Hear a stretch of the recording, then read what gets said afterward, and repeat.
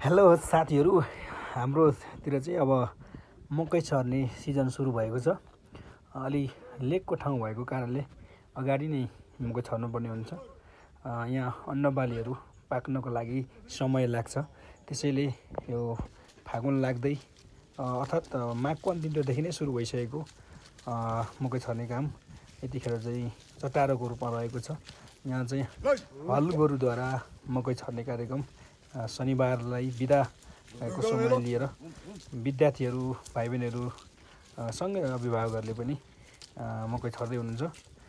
यो कार्यक्रममा म पनि भिडियो गर्नको लागि तल्लीन भएँ, सहभागी भएँ। यसरी चाहिँ हामी अगाडि बढ्दैछौँ। हेर्नुहोस् है, हाम्रो गाउँतिर चाहिँ मकै छर्नलाई सुरु भइसकेको छ। चिसो चाहिँ हल्का हल्का मात्रै देखेको छ। अब पानी आएपछि उम्रिन्छ होला मकै चाहिँ। के छ मललाई? अनि ठिक छ नि? ठिक छ।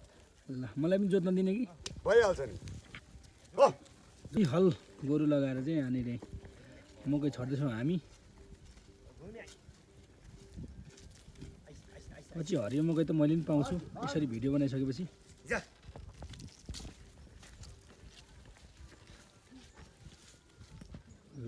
म चाहिँ यसरी अगाडि मकै काममा सहयोग गर्ने मान्छे भिडियो गरेर चाहिँ यतापट्टि होला छेउमा